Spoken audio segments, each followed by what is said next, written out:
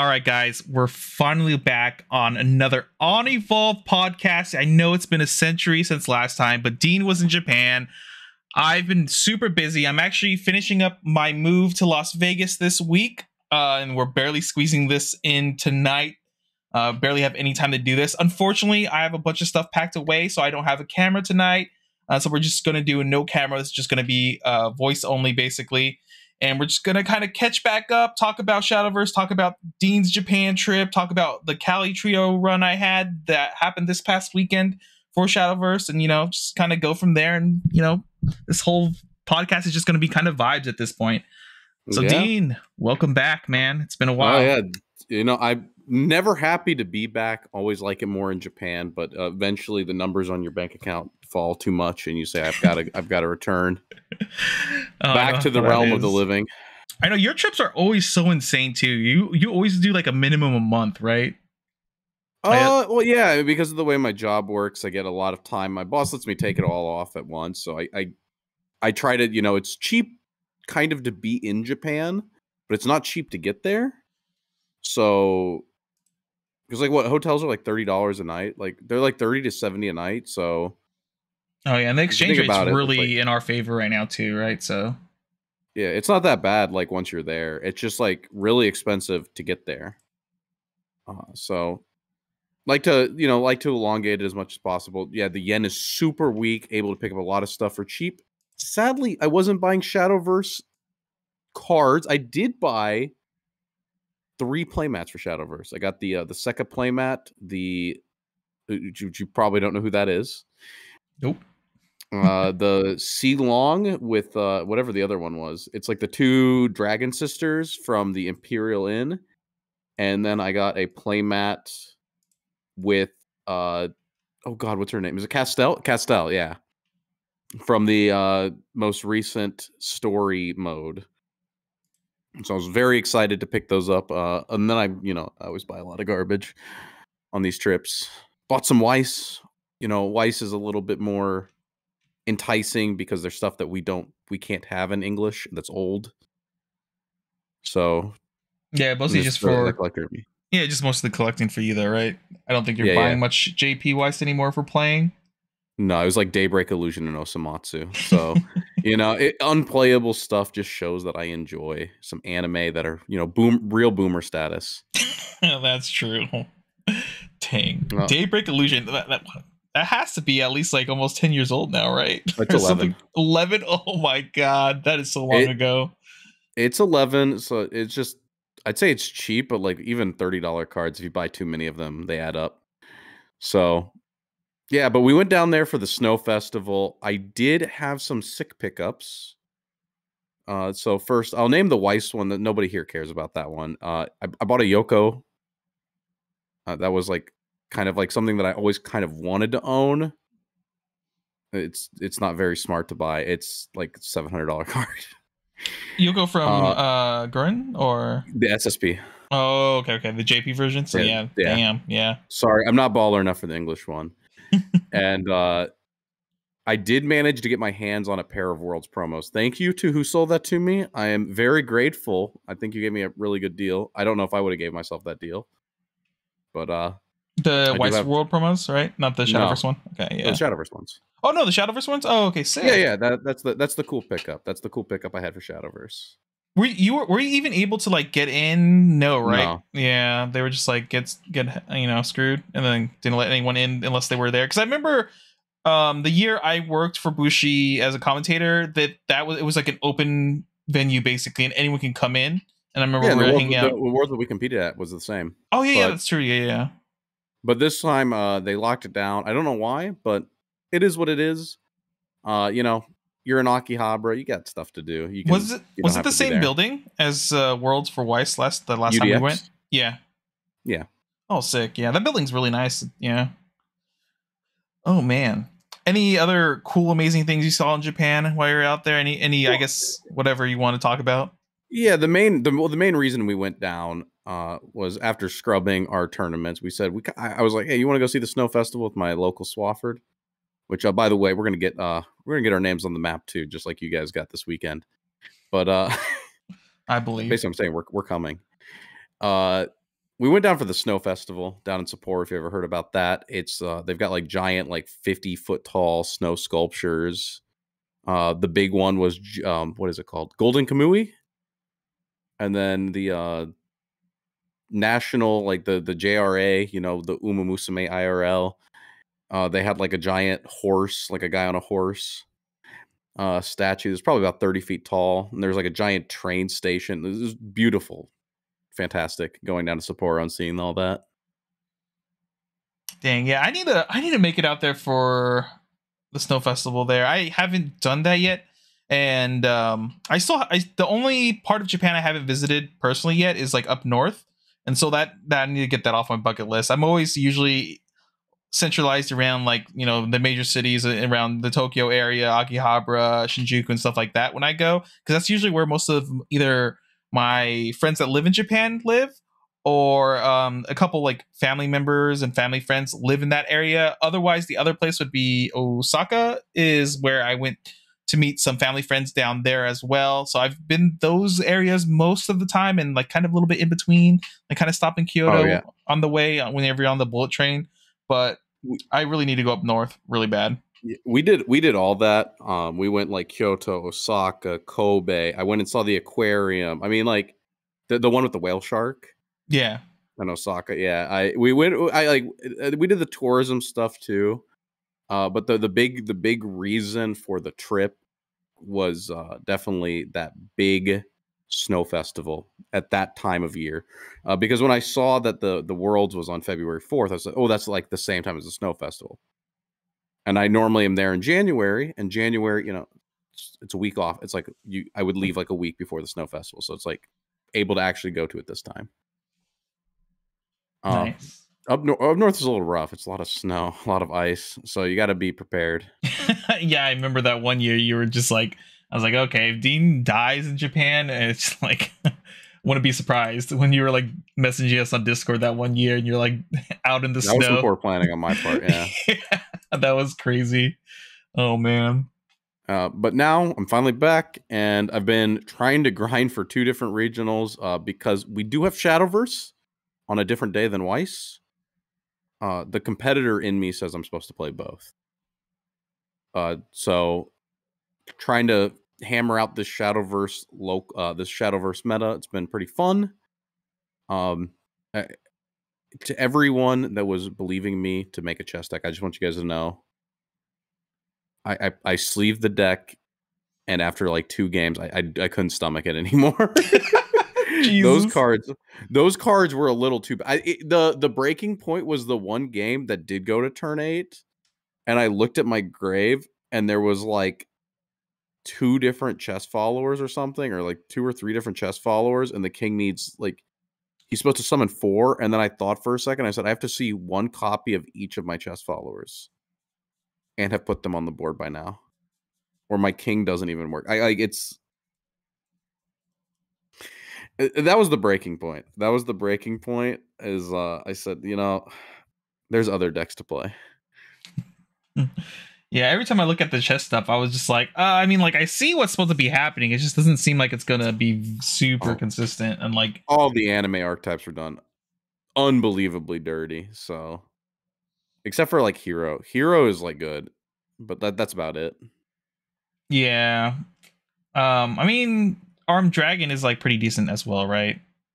But I don't know if you don't play the boss monsters. It's like a budget aggro deck. It's by the way, speaking of Armed Dragon, I don't know when this one's going live, but we have it set for March 5th noon is when the Armed Dragon deck profile will be going up. So check it out. Nice. It's a pretty good budget deck. I mean, pretty good as in it keeps killing people on like turn 6. So that's my criteria. Yeah, like budget, it still has 14 in it, but yeah, but yeah. But no, that's the only card. The entire that's the only deck expensive card. Everything else is cheap as hell. I played around with it to kind of gas this deck up. It's like a real deck actually, and it does push damage and like put a lot of pressure on your opponent. I don't know how I would exactly rate it personally, but I mean it's definitely real, and like I guess something you should consider playing at some point or trying out at least at the local level. I think there's like no shame if you're coming to a regional. There's no shame in bringing that deck. It's not like I don't know if you're going to win the regional with it, but you could probably come away with like a pretty positive record. Like you'd have no shame putting that on one of your seats. Honestly, I think it's legitimately that strong. Yeah, I can see it. I mean, also, like, I think Trios is one of the few times where I think you can get away with playing a little bit. I wouldn't say like, I guess like, yeah, it's like one of the few times you can get away not playing like literally the best deck in the room or like one of the top 3 best decks in the room. You can play kind of like these like slightly off meta things or something that's not as popular that can at least compete decently well and get away with it and still come away with like a pretty good record. I mean, if you consider like the fact that people won't understand context if they don't play Weiss, but there was a year where Dean and I and our good friend Nico, who used to be part of Team Burn One, or when we had a team, we let Dean play Disgaea at a regional. And for context, Disgaea is like the equivalent of like it'd be like playing set 1 sword right now. Yeah, in the current meta. And that's like set 1 sword is when it's like the strongest it could possibly be. it's like basically giving Dean a wet napkin to battle his opponent with, while his opponent has an AK-47 essentially. And it was pretty good. Yeah, but I mean, we got second place at that regional, and Dean came out with an even record, I think, right? I ended with a 4-4 record playing a deck that was what is it? It was like 8 years of power creep. It was facing down 8 years of power creep. So yeah, with some profiles that were unique. There were some profiles in there that people did not know what they did, and when faced with them, they made the wrong decisions, and that was enough to let me actually win. Shadowverse sadly doesn't really let that happen all too often. It doesn't really. Like, you can get away with like playing like a couple meme cards, I would say, kind of like what I did this past regional. And, yeah, well, your entire deck was a meme, but no, most of the deck was real until you got towards the end. But yeah, I mean, Trios is definitely a time where you can get away with a lot of like, I guess like sus decision making on deck builds and stuff. So like, it's definitely a good time to experiment, especially if you're not, like competing to be number 1 for sure. But yeah, I guess they're sadly making you do, right? Like the only first place gets the card. Yeah, that's our playmats, Bushi. One of the worst be a parts. negative Nancy. Yeah, that's one of the worst parts of this year. Even like everyone I've talked to, whether they're playing Weiss, Shadowverse, Vanguard at these regionals, they're all like, what? Like literally only pricing goes to first. Luckily, I found out, I don't know if this is posted on the website or but I found out after topping at the regional that first, second, and third do get medals this year, supposedly. But, and as in Bushiroad fashion, for whatever reason, the medals weren't available on the first regional, and they are planning to mail them out to everyone that placed in California. So everyone's going to get their little trophy then. But outside of that, like prior to this, like you usually at least had like top 4 mats, right, for teams? Yeah, well, teams last year was top 3 mats. It used to be top 4. Yeah. But yeah, because like so originally we used to get top 8 pins, top 4 mats, first place card. And then they took away the top 8 pins. And that's, a little sad. There's not really a lot you can do with them. So it kind of makes sense. Like, what are you going to do with the top 8 pin? You can line your hat with them. That was funny at one time. But I would rather have the mats than the medals almost. Because, like, the medals are so... Like, some of them, they're cool. But, like, when you get the medal, you're like, what do I do with this? Like, I can put it on a wall. But, like, are you going to wear it? I know some people have wore it, but please don't. Please don't. I don't care that you top. Please don't wear the medal. like that's all I'm gonna say. It feels like really awkward, right? Yeah. I like all the medals I have, like they just kind of like hang on the wall with like the certificate, like whenever I put them up for like showcasing like whatever events I've won or whatever. And it's always unfortunate because the years I decide not to play and compete are the years where everyone gets trophies, and I was like, damn. But yeah, I'm really disappointed as like a player and a competitor that the pricing is just so limited, because even if you look at all of Bushiroad's games, I think even through COVID, the all the games grew in size in general, right? And I feel like the Yeah. player bases have been more hyped lately. And as the player base keeps growing, for some reason the pricing gets worse and worse. I hope they like course correct and like, you know, the next for singles at least or something, we get top 8 mats again and like some decent pricing that way. I would love to see that, because if you look at every other card game that's popping off right now, like One Piece, Digimon, Magic, it's basically any other card game that isn't Bushiro IP locked. All of their pricing support is just gone up, up, and up, and like the player base has been growing, growing, growing for the competitive side, and like they get a lot of cool things. There's different promos depending what you place in and everything like that. Even if you look in Japan side for Shadowverse, they give pricing all the way. I mean, their events are insane, but like I believe they give pricing all the way to like top 256 or something.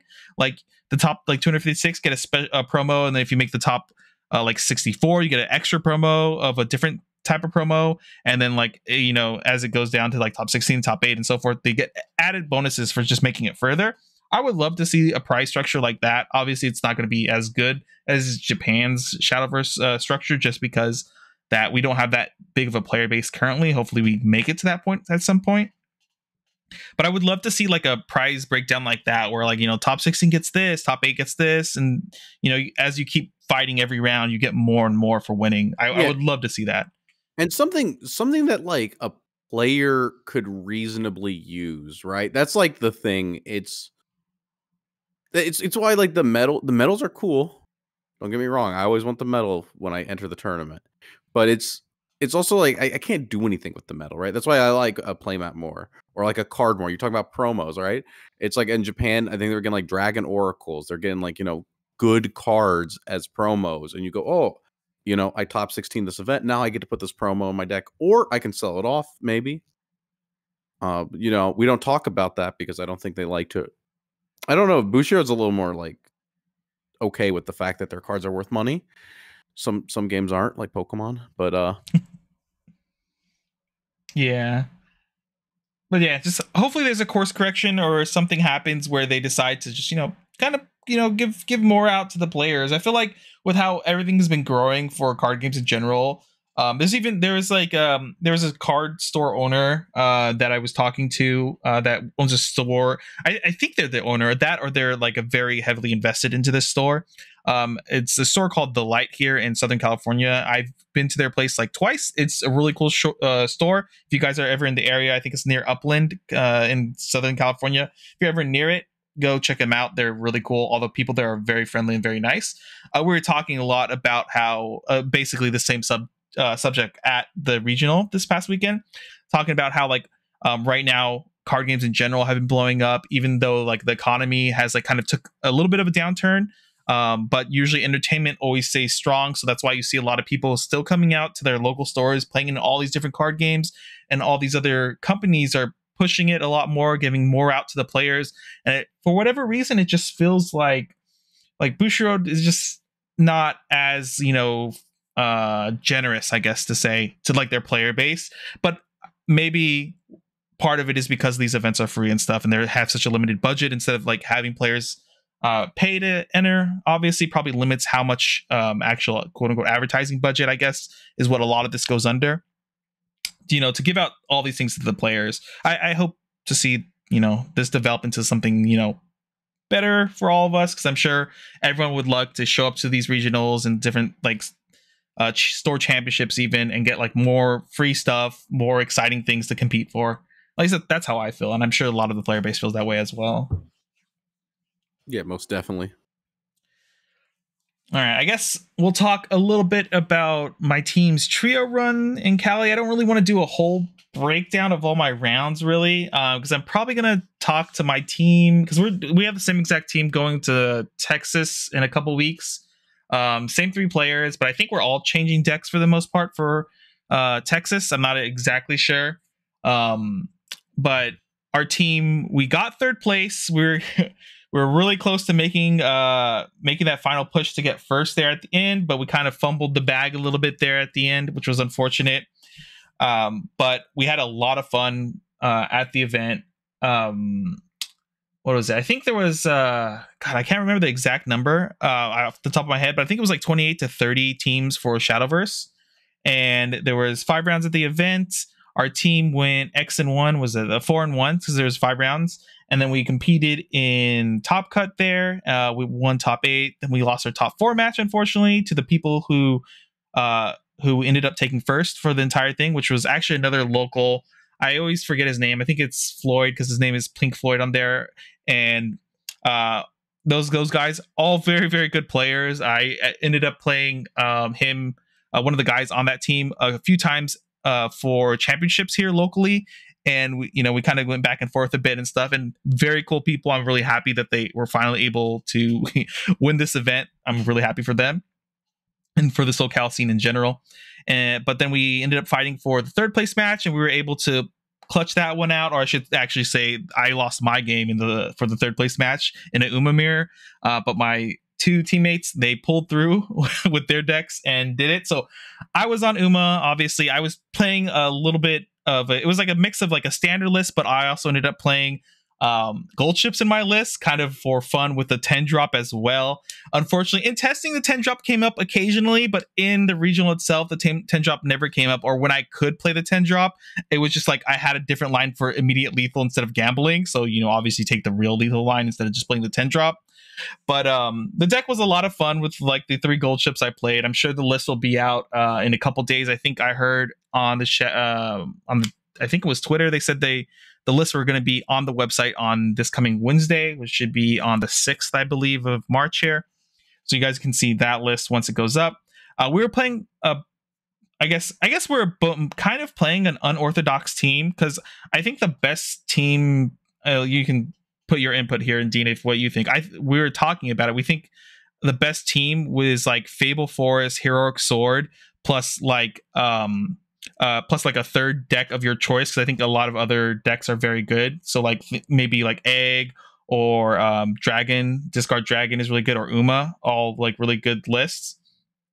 But we went with Uma, Alana, Haven, which was like a Heal Haven deck, which was very uniquely built. It was a list that Skaz, or Alex, I don't know what he wants to go by here, but he was the one that initially came up with the initial build, and during set 2 meta, and then him and I went back and forth about refining the list a bunch. It was kind of built off of the list, if you saw before. I believe I put a Haven list up a while back during set 2 meta, where I talked about this was the list we were planning to take to Texas, but last minute we swapped because it had such a horrible dragon matchup. But this time around, he wanted to try to go back onto it. He experimented some, and we tested the list a bunch, and then him and I talked a bunch, and we made some changes to the list, put in some Snow Whites and things like that, and it did a lot of work for him. He ended up playing against a lot of Sword that day, which was a really good matchup for him. So he was able to just kind of like roll those opponents and still do well in the other matches he ended up in. And so he did very well that day. And then the final teammate was on Fable Forest. Basically kind of like the list I posted, but with some minor changes that he made for himself. And then I was on my meme Uma list for the most part. And yeah, we were able to pull that through, which was a lot of fun. But I mean, Dean, what do you think is like the perfect team setup for this meta? I know you haven't got as much experience into it, but I have been I've only been back a week, but I've been spending almost all of the time looking at 2 different card games, really trying to get my head around it. I don't know if is Fable Forest good, or is this just like people aren't teching for it? Because like I looked at Fable Forest and I said I kind of want to play, because like one of our locals has been looking, definitely, like we've been playing around with some of the Fable stuff, like Haven and stuff, right? mm-hmm. And we're like, oh, okay, well, I didn't put Erd in a deck, and then a Tin Soldier hit me for 20. It's like, okay, well, maybe you gotta actually put the Erds in your deck now. So now I have Erd in my deck. So how does Fable Forest ever do anything that I care about now? If I am playing Erd, if I'm main decking multiple Erds to out Haven, why do I care about Fable Forest? And it's like this thing where it's like Haven with the Dumpties and the Alices and all that has like a lot more lines than the Forest deck, I feel. and is like a lot less reliant upon like a single card that can get kicked to EX area like pretty easily. So I personally kind of have written off Fable Forest as a deck that I would want to bring to a regional. Because it feels like the deck that people can easily put cards in and my deck stops working. And maybe I'm wrong, but like this was just like I'm like looking at cards and I'm like thinking about the meta and I just go, damn, this is like the most fragile deck possible. I kind of agree in that sense, but I also think it's so early on. People are still trying to play with their shiny toys and not really, tech necessarily for what they believe the meta is. And maybe this is because this is the first regional. It was a little bit more open because no one really knew what was going to happen. Oh yeah, because But I think the Fable stuff when you don't play Erd is like insane. But like when Mhm. people like go, okay, I need something to deal with this. Like right, like it took one time watching a Tin Soldier get 10 markers over like 4 turns to go, okay, hold up, we're putting Erd in most of our decks right now. Yeah, I really do just think that's the big decider. And what's like very polarizing about it. And so it really does just depend on like how people are teching. Yeah, It's like if people put the Erd in, I I think that Fable Forest looks pretty bad. But if you don't have, if you do have the Erd, if you don't have the Erd, then it's really good. It's Yeah, I totally agree with that. I think even in I don't know if you watched it, but the solo tier list I put out there, I talked very heavily about how though Fable Forest and Egg Heaven are very powerful, I think as time goes on and people realize that if we just start teching Erd in that, because Erd is so good into like every matchup that we consider very powerful right now. I think it does Erd does decently well into Heroic Sword. It's not the best answer to things, but it does delay your opponent more and more. And then still like can banish certain things away that you don't want them to bring back, like Mock Knight, for example. And then her Erd also does very well into Fable Haven. You get rid of their Tin Man's egg, eggs, anything that goes you don't want to see in their EX area. It's like basically ripping a card out of their hand they can never get back. And then it also does very well into Fable Forest, which seems very popular. I did a poll recently on our channel and the community section there, and a lot of you did vote. And here, let me actually pull it up really quick to get the exact numbers here. Let's see. I know everyone voted. So yeah, here it is. So I asked basically the community that follows us. Obviously, it's a very small sample size, 132 votes. Which Forest deck do you guys think is the strongest right now? And Fable Forest came out on top at a 48%. But Silverbolt Forest, that burn deck basically has a very strong second place with 40%, saying it's the strongest as well. So it's a competing there. Some people do think Rose Queen's a little bit better. Not that many people that voted for that, but it definitely seems like the player base right now, at least the people who do watch our videos, feel like Fable Forest is a slightly stronger deck. I mean, it can. How to say this?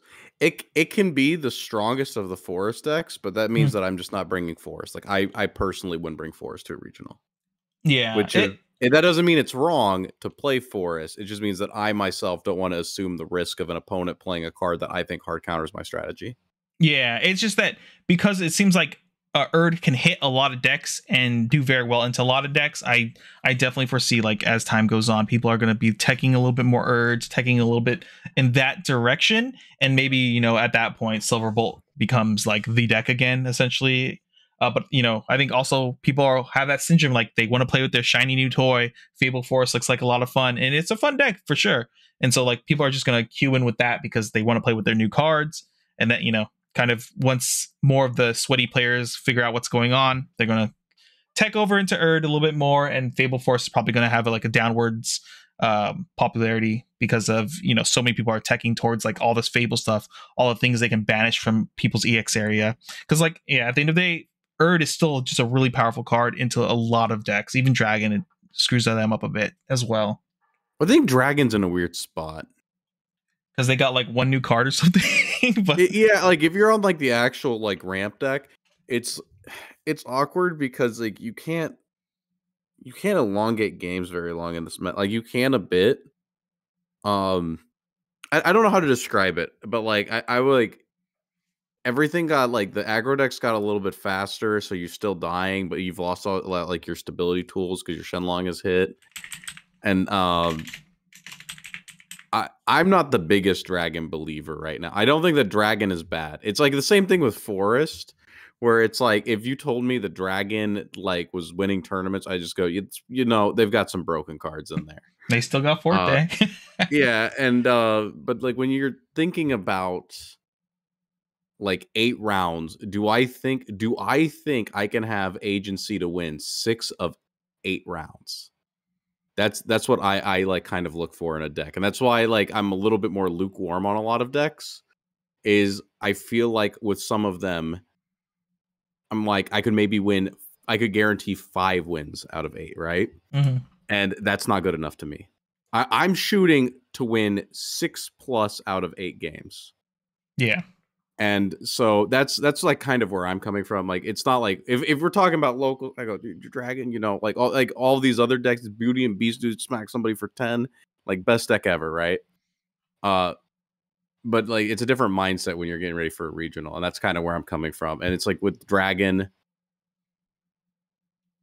because you know what I mean, right? Like where Dragon Yeah. has like all these keep away cards, and sometimes it's not enough, and that like a deck like Hero Sword is just like eating you alive because you just didn't draw enough of the removal. You could see like half of your removal, it's still not enough. Hmm. And then your bombs weren't getting in there, Yeah, or you for lost your sure. Rapunzel or something, right? Like the like a ward was a little too big for your deck, and then you lost. Yeah, I think Dragon's still kind of in that area too, where like you're locked into whatever you top deck is what you get. Whereas other crafts right now actually have some ability to like add consistency to the deck. All the Fable stuff has very good consistency. A lot of Force stuff is pretty decent at drawing a lot of cards, things like that. Sword has always been very consistent at like searching cards, things like that. So like Dragon though has a lot of powerful like individual cards. It's you're just always like a slave to your top deck, right? And what you draw into, which has always been an issue for Dragon, I think, until later on when it starts getting a little bit more consistency cards. But speaking about Dragon, though, there was a deck I saw at this regional too. You you might find this pretty hype.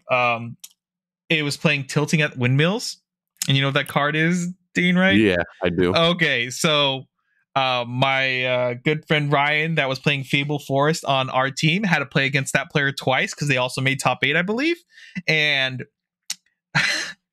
he didn't know what that card did because when in our testing we didn't even like talk about it at all, and so he was just like, "What is happening?" So the guy plays this like I think it's 7-drop in physical still, right? It does something completely Yeah, different physical. yeah. I just forgot how much it costs. But basically, the dragon player blinks a turn, and our player was like, "Huh, okay, whatever. I'm gonna do my thing."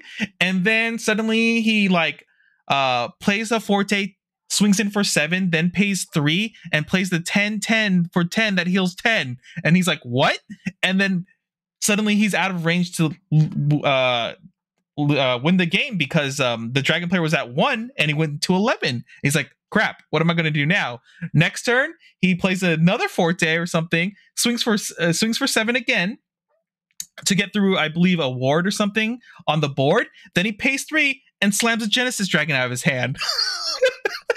And he's like, what is happening? And then he immediately loses the game. So I'm that deck is so silly. I'm glad people are out there experimenting with things in Dragon like this.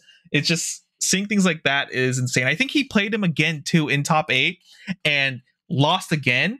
But in that game, he was able to get 2 Genesis Dragons off of the tilting at Windmills because I guess I didn't explain the effect of the card, but I believe the card is like it's an amulet. You pay 3 and like tap it or something to play a follower from your hand that's equal to or less than your current max play points. No, Isn't that it? And then it no, gets you the play effect that literally anything.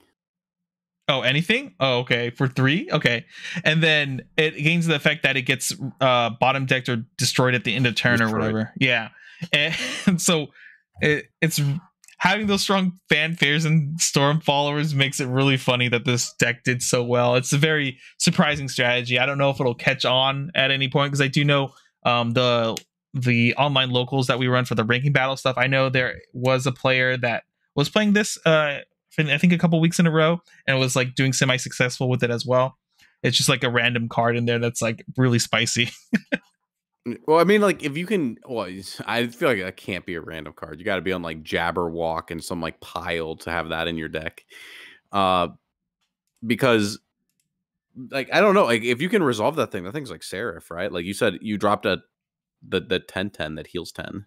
Yeah, but the That's issue, pretty good. That's pretty good. I always feel like that card though, the biggest issue is like you definitely have to work hard to get to that point in the game where you can start doing cool things like that, right? Because you not only are you playing this card, you have to play like these big things that do something, which is like Genesis And you Dragon have and the to be in a 10/10. spot to drop it. Yeah, so you basically have to blank a turn and hopefully not lose the game there. But if you can do that, you probably gain so much tempo back because you're basically playing like these 10 drop followers and stuff just for 3 play points and like getting so much extra value out of that, which is insane. But yeah, I mean, obviously, yeah, they did something that the player must have been doing some testing and some, you know, some spicy local stuff and figured it out. But yeah. Oh man. I guess that's kind of it for the trios and stuff. Is there anything you want to talk about the regional, Dean? I know you haven't been to one. Is there any questions you have for me there or anything? Oh no, I'm just ready. We're getting prepared a bit. I think we've locked in 2 of the 3 decks probably. So just kind of like finding that third one, like what is the list? And I don't want to spoil anything, mostly because, you know, I am a competitor. You know, we come up here, we talk, but like the actual full list, I'm not gonna really talk about that part until, you know, after you understand. No, yeah. We were actually talking about this, the group I did Cali with, because they both of them were content creators for other games as well, not necessarily card games, but they were talking about like how it's a struggle for, because they kind of want to do content for Shadowverse because they're enjoying the game so much, but they also have that same issue where they have the drive to be super competitive, so it's like hard to like, sometimes you find something really good and spicy and you can't talk about it for a long time until like after you win an event, and then you make a video kind of afterwards like I took this crazy thing to this event and won, and this is how I won, you know, kind of like what's that one Pokemon guy's name, not the TCG player guy, but I mean I guess Azul probably does the same thing. But there's a very famous Pokemon player that also posts videos like that where they won worlds for Pokemon, the VCG, Wolfie, that is. Yeah, Wolfie, yes. And he makes those videos too where he's like, I took this like non-meta Pokemon in and I won worlds and this is how I did it type of videos, which are, I don't really play the VGC, but I like watching those videos because they're always having like really fun, cool storylines to like, you know, listen about. Mean, like it's just like with like a general thing with like, right, like Fable Forest, right, like, and saying, you know, I think that Erd is not, like, you guys have already had your events, so by the way, your guys' lists are up already. You guys can't hide shit. Yeah, where it's like I'm willing to say stuff like that, but then it's like oh, what do you think the best list for X is? And it's like, well, we're actually kind of looking at that for the regional, and we're kind of like at this spot, right? Yeah. Which I wish we were further along in our actual testing, but I've only been back a week, so. But you know, just shaving off a couple things. No, yeah, absolutely. I mean, yeah, I don't know, because like for example, as far as testing goes too, just having good fundamentals too is so important, right? Because our third player Ryan, like, he hasn't played since set 1 essentially because he's been busy with real life, and we just like straight up, like, we needed a third for Texas, and we're like, hey, do you want to like grind the game out with us? Because Skaz basically vouched that he has very good fundamentals, and I knew Ryan from a long time ago, but I only kind of like knew him a little bit because he went to the same store I played Wysat for a little bit, and so I had no idea how good he was. But it turns out, I trust Skaz because he has very good card game fundamentals, and it turns out Ryan did as well. And so like, after like literally a day or two of testing, he was basically caught up to the point where we were, and we were just like beating into him like all these different things. Like, for example, like one of the big things that him and I talked about, like literally right before the event too, was like creating a board state on 3, just making the 5/5 what's the ancient elf, instead of going for a wider board, is like more threatening than actually going for the wide board and getting blown out that way, which like helped him a little bit in our Swiss rounds and stuff like that. And he's able to pick up on a lot of things very quickly because he's played other games like Magic and things like that a long time ago as well. So the fundamentals are there, and so like, as long as you're with a good group of people, which I know you are, Dean, you'll catch right up really quick. So Ooh, but yeah. It's more of like when you share too much, you play a card that could be a 2 of, or maybe it's a 3 of, or maybe it's a 1 of. And they know. Actually, with me, it's not a 1 of. So, I've always got the second one laying in the back. Yeah. Oh man. But yeah. I guess that's kind of it. I mean, like, does it? How have you felt so far, like with the new set? And I know you've only had like 1 week essentially, but like, why does every anime archetype suck? Why does the king suck? Why does the masquerade ghost? If something was cool in digital, it sucks in physical. Hero Sword was like actually unplayable. It was like actually unplayable. You could like play this shitty high roll like Mars deck in digital, and like it was probably tier 3 or tier 2 or something. It was the worst deck that I would lose to, and I couldn't play it because it sucked. And now it's like probably the best anime archetype. Oh, definitely. But every other anime archetype, the Cosmos Fang doesn't work. At least I saw somebody talking about it, like maybe like the Masquerade Ghost. The Masquerade Ghost doesn't even make the Gargantuan Ghost unless you Evo him. That's unbelievable. It's an 8 mana combo to get 8 storm damage. Like, please. I want to play the cool cards. Nobody liked Wonderland Dreams. Please don't make those cards good.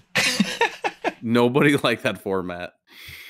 Oh man. Well, I mean, besides that, like, how do you feel about the meta so far from what you experienced? Do you think it's pretty open overall, or like what has been your experience? Oh yeah, I think it's open. Like, there's like better aggro decks than before. Dragon sucks. I wish Uma wasn't as crippled as it is. I want to talk.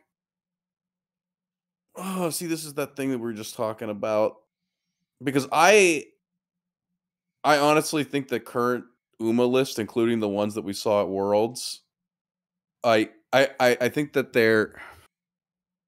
Should I say it? Yeah, I go don't for know it. like how much people can glean out of this. I think that current Uma list, because I've been reviewing the topping list from Japan and stuff, right? Mm-hmm. And then I'm like looking at it. I'm looking at the current Uma list, and the cards that I think are garbage that are popping up in all of the lists, including the world's list. I see them in the Japanese list, and then I start to think, why?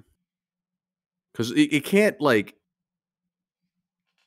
I mean, maybe I can be wrong, but that would mean that I'm not, that would require me to have less of an ego than what I do.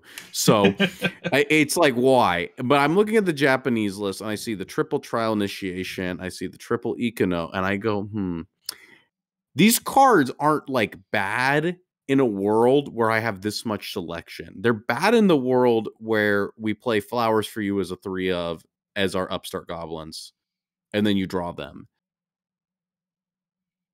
And that's like kind of what I was thinking. And so like when I'm approaching a set like Uma now with the ban list in mind, I actually think about the ban list.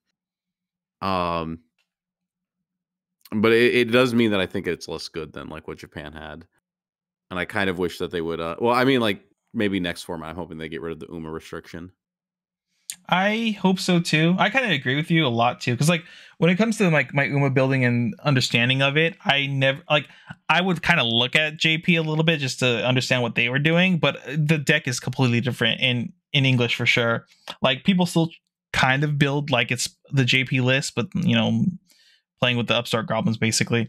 It's almost 1 for 1. It's when I started to see that, I started to understand why I have the feelings I do about it.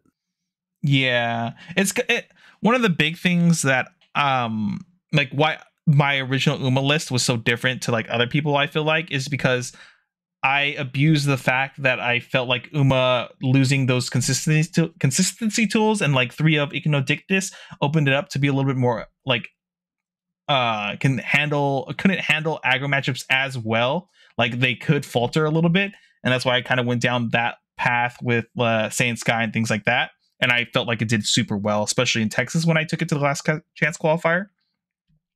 But yeah, it does feel like in a way people just kind of like almost copy paste JP list for the most part and didn't really think a little bit more about like how these restrictions really changed how the deck functions and like how it opened itself up to other weaknesses, because losing those very good consistency tools and just trading in for like an upstart or something isn't the same at all. Yeah. What else? Like, but other than that, like, yeah, I think the format is every time we get new cards, I'm always down. I like the game to be more complex. So, games more complex, there's more to think about, always good. Yeah, absolutely. And then the one thing I'm kind of looking forward to after this entire meta anyway is I'm interested to see how set 4 is going to change a lot of stuff. I'm really looking forward to the elephant deck in Forest because I think that deck is hilarious. I might be looking at that one too. But yeah, the set 4, you know, I've got Toronto, you've got Texas, so we got a little bit of time between now and then. I got to focus in on the meta first. Yeah, for sure. Oh man. All right. Well, I guess we're kind of at that point. You know, it's everyone's favorite time, everyone's favorite segment. I guess, Dean, you want to explain what it is, and I'll pull up the stuff here I'm going to be asking you. Yeah, it's guess that flavor text totally not stolen. Basically, we take turns, hopefully taking turns. I don't actually know who did it last, reading a flavor text to each other. And basically, start off, if you get it right, is it 3? No, it's 4 points. And then you have 3 lifelines. For every lifeline, you lose a point. Basically, we can ask what set the card is in. At this point, we can say physical, right? Physical set? Yeah, I think physical, yeah. Okay, physical set the card is in. What class the card is and what type of card it is. So basically, like, is it a Runecraft card? And we have to use the digital flavor text because for some reason we don't have flavor text on these cards. Bushiroad, please. Yeah, they deleted it for us English speakers, but they still get. Do they still get flavor text in JP actually? They do. Yeah. They do. Okay. Yeah. So unfortunate for us. You could take up the entire card artwork with flavor text, and I would gladly take that trade. Maybe not. Maybe not. I like the artwork a lot. All right. Well, with that being said, Dean, are you ready? I'm ready. I think I'm too powerful at this though. After doing it a couple times on Hotel. Oh no! Oh no! Well, I mean, you are technically in the lead here. So from last I remember, I don't know by how much, maybe 3 points, I assume. But all right, here we go. Well, thanks to all that training, I've gained a little confidence. I actually want to give it my all now. Shoot, anime cards. Oh, anime cards. Okay, give me the class. It's Abyss. Okay. So we have in physical from the Abyss guy who the Subaru, his name is Subaru. He's got the leader. We have Masquerade Ghost. I know this because dude, what else do we have? We have the little Baki guy. Do we have anything else? I don't know if there's anything else in that archetype. There's like a bronze, isn't there? All of the anime archetypes have like 5+ cards. I only know the Baki guy and then the Masquerade Ghost. So one more time. The flavor text? Yeah, it's like thanks to all that training. Oh yeah. Well, thanks to all that training, I've gained a little confidence. I actually want to give it my all now. That has to be Masquerade Ghost. That's what I'm going to lock in. Locking in Masquerade Ghost? I'm locking in Masquerade Ghost on the anime card.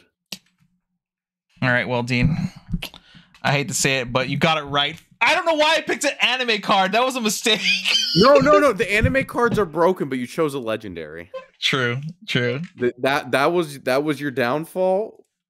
was like one that I actually could remember because I can tell you right now, I don't know what else there even is. Oh man, I don't know. I read this. I was like, maybe there's no way. Is he gonna get this? But I think you've watched the anime though, right? For this We're one, was it? like episode 16 or so. Yeah, we're like watching it very slowly, but it's pretty dank. Oh man, maybe I'll watch it a little bit. I can almost believe somebody when they say they're a light Tenryu fan. It's like he's kind of funny. Is he? He's the dragon guy, right? Or Yeah, he shows up, he tries to play a 3-drop on one, and then they say you can't do that. And he goes, I see Shadowverse has a lot of depth. that is powerful. Oh.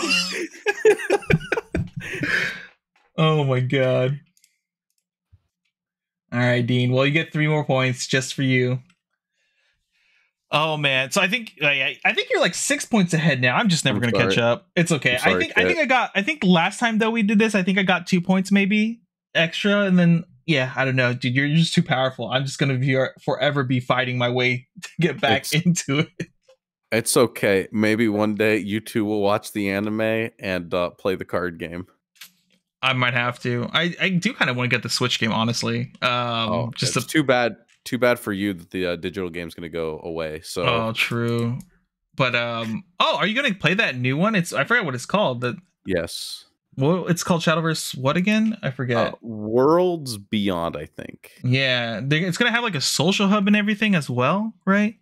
Yeah, I'm kind of like taking a hiatus almost from the digital game at the moment. I got Grandmaster right before I left, which is always like a little bit of a grind, and then I feel like the cards they've been printing are just telling you to not play the game. They're trying to get you ready for the Worlds Beyond. They want you to have like the worst experience possible right now. That's what I figured. I legitimately mean there's a card that deramps you right now in rotation, and the people are playing Forest Craft, and then they're like locking their opponent at 4 mana for the entire game by bouncing it every turn. Oh, is this card a neutral? Or something? It's a neutral. It's a neutral. Oh my god. And then on turn 10, it deramps your opponent by 3 mana. So then they go into their turn 10 with 1 mana. I see. Very powerful. It's very healthy. It's like, even if that's not the best deck, because I'm not 100% certain, there is like, from my understanding, a subsection of the ladder that is people playing that. And sometimes it's about the play experience, right? Sometimes it's not about winning. Sometimes it's about sending the message, right? Yeah. So I've kind of been like, I'm just like, we'll hold off a bit. We'll wait till the next game. Yeah, I remember when I saw this announcement too. Like, I was like, doesn't this incentivize them not to like really do anything with the current digital game?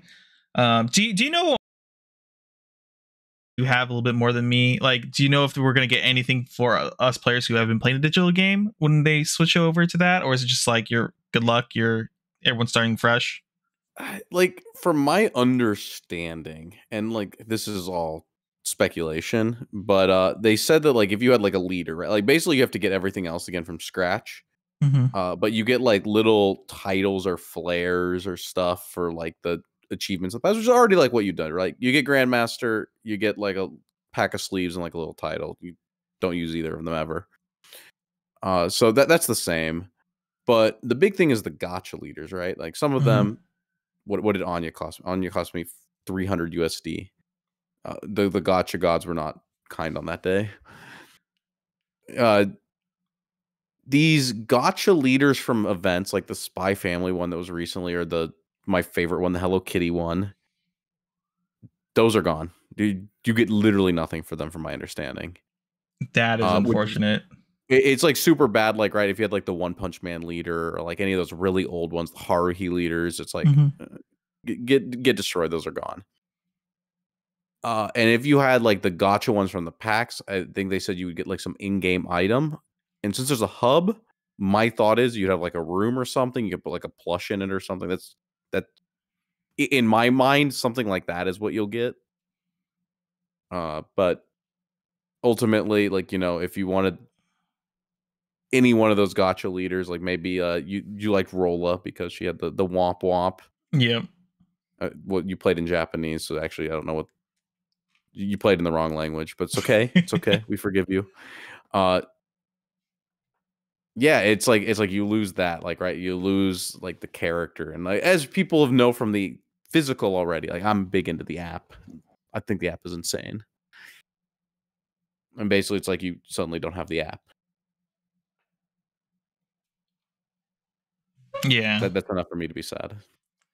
But we'll see. Other than that, game's completely changing, so I'm a big fan of that. I think the current game could use the glow up, could use like, a little bit of touch up.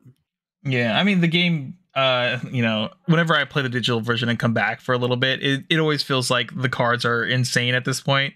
They're doing crazy things, like you said. Right now, they've basically there's that deck The that D-ramp is unbelievable. ramps your opponent.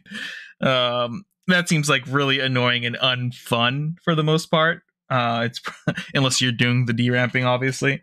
So it'll be interesting to see how the game takes shape into the new digital format and everything. So I'm looking forward towards it too. I can't wait to when it comes out. I'll definitely be messing around with it, and I'm sure you will be playing it a lot as well. So we'll probably have a lot to say about it whenever that happens. Is it supposed to come out later this year, right? Or was it even further out? I think like June or July. Yeah. And then they're also doing away with Shadow and Blood. They're becoming Abyss. I'm taking a page out of the physical book, it seems. Exciting times for both digital and physical players, because around that time will be our what teams will be wrapping up. So have a little bit of time before singles. True. All right, I think that kind of wraps up this episode. Unless you have any other topics you want to touch up on, Dean, before we leave here. No, thanks for everyone who sits here and listen to us ramble. I think that's pretty neat. Except for, actually, you know what? If you haven't, hit that like and subscribe button, because we are really close to hitting that legendary 4-digit number. True, We're very 1K. close. Yeah, I'm excited for that. We've come a long way. It's been it's been just over a year of this channel being in existence. We started in 2023 February last year. Yeah, we started before the game came out. Yeah, when they announced it, because I mean, we played a little bit in JP. I know you collected the cards as well, and we were like originally, like I said a long time ago, the game was a lot of fun when we played it at my place back in Illinois, and I really liked it. I just hoped it come out in English. I didn't want to invest in Japanese because I was like, there's no Japanese scene here in existence. Why would I spend my time playing this game? Finally came to English though, and I've been enjoying it so much since. The community is great. Tournaments have been a lot of fun. I've met a lot of new people playing this game. I've had basically zero bad experiences, other than the occasional unfortunate, like, bad for Dean at least, the random lines through their use or legendaries and stuff. But that's only because I have been dumping a lot of my money into this game. Like I said, it's when I get the line, not to like rant, but like when I get the line on a base card, like I said in the video, I don't care. What is the game piece word? A $30 card to me is a game piece. Like if an Alice, $30 a day. By the time, if I ever wanted to sell it, it's going to be $5 by the time I sell it. Right? It's a game piece. Yeah. It's when I go and I say I want that SP. That's when I get a little a little sad inside. A little sad. But yeah, I mean, besides that though, it's been a great experience overall. I'm really happy. I think the game's gonna really blow up towards the end of this year for sure, especially when singles comes around, competitive scene comes around a lot more. We no longer have any of this invitational stuff that memes of invitationals anymore. Everything's going to be a lot more open. I'm looking forward to seeing how the community develops and what comes of it. So, thank you for something I do want to ask, because I want to ask this for like our viewers, right? Because you said 28 teams in Cali. Yeah. That's not a bad turnout for one of our first teams, but also that is less players than the LCQ, right? I guess if you consider each team just one player, no, you consider it 3 players, right? Your LCQ was Uh, over 100, right? yes. This So is less. yeah, I can tell you why most likely because I talked about this with Bouchard staff because I worked for them to judge for Weiss. We were talking about how it seems like a lot of the overlap for other Bouchard card games doesn't necessarily like come from Weiss or anything. It actually came from Vanguard, and Yeah, the that's what I was way, thinking. yeah, the way Vanguard is structured, they have so many different formats, so that they had 2 days of Vanguard with two different formats, Yeah. and we kind of came to the conclusion most likely what was happening here is that a lot of the players I've met in Southern California, like are players I've never met through Weiss generally. They've been players who played Vanguard, and I've met them now because they play Shadowverse. And those players, a lot of them decided to just play Vanguard for their trios Okay. event the same day. So we're wondering if, because we think also too maybe some of these other events will have way more turnout for Shadowverse. But I assume at this point, I'm anticipating most places are going to probably be around 30 teams. I'm wondering if we're going to see a place that gets way more than that.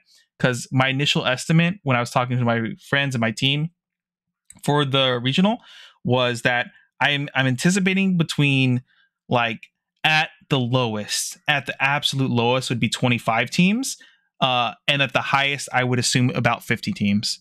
And we kind of hit on the low side there, I think, in California. But I am wondering if that's different because I know California is such a huge hub for Vanguard itself as well. Yeah, well, that's what I was like, kind of like trying to ask was that question was because I know that when I've gone before, there were 3 Vanguard formats. Now there's 2, and that some of them were bigger than the others. Is that like a thing where it's like you play Shadowverse on the side, but you're mainly a Vanguard guy, and then is like the format that they put on the Shadowverse day the main one that people So like that a I'm lot of the Vanguard people play, or do people in Vanguard just play both formats? Like, Well, okay, so this is how they did Vanguard this season, from my understanding, and from what I understand too, when I talked to the people there, is that day one's Vanguard format was like the more popular one because day two's format was actually a format where your team is made up of 3 different formats. oh, So okay, like each player was playing a different version of Vanguard on the team. And I think that one is like less popular because it's 3 different formats. So you have to have 3 different players playing 3 different who are like enjoy each format, right?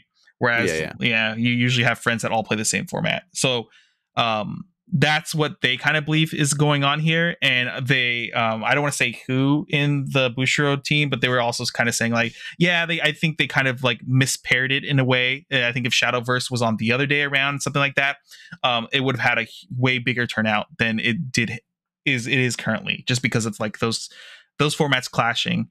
But when I talk to the people in Bushiro, they're actually they're very excited for Shadowverse growing this year, and they think it's it's going to get there. It's just unfortunate. I think this regional just has some clashing with people who really like play Vanguard, and and the Shadowverse needs time to develop its own like player base who basically only play Shadowverse and didn't really come from another Bushiroad card game, because I think initially a lot of players came from Bushiroad card games. Like we came from, even though we played digital, we basically came from Weiss, right? And a lot of people were coming from Vanguard as well. So Yeah, I that that answered my question. And yeah, like you said, I think it's funny because like I was coming regardless, but since I was such a big fan of digital, it was just happenstance. yeah. All right. Well, I think that kind of wraps up everything. Like Dean said earlier, though, if you guys haven't liked, comment, subscribe, all that good stuff, we're about to hit the big 1K. We're really excited about. Really, thank you for everyone who's been here this entire time for our journey with this channel and us playing this game. I hope we've at least at some point helped you enjoy Shadowverse more, or got better, or gave you a deck that you won locals with or something. We really appreciate it. At least I know I do. I'm sure Dean does as well. We really appreciate you guys sticking around, listening to us ramble on all the time, and like giving you sometimes horrible advice, I'd assume, and sometimes really amazing advice, I hope. But other than that, I guess we'll see you guys in our next video. I think, Dean, you said you have a video coming out. One last shout out for that one. Yeah, armed dragon deck profile. It's both budget, but I do think it's real. I just don't know. I don't know how real. And I don't know if that makes sense. No, I understand. Just to put in my 2 thoughts on it too, right before we go here, is I did play the list a couple times. It felt it's been very gas. it felt very good. Unbelievable. It does feel very good. I don't know where I would exactly place it, but I wouldn't feel bad taking it to at minimum a locals and at least trying to win at a locals at least. And I, like you said, I think you could take it to a regional and still do very well. Oh, no shame in it. No, Yeah. it's real. It's real. Trust. All right. With that being said, we'll see you guys in our next podcast, next video, whatever it is. We're just really happy you guys are here. Later, everyone.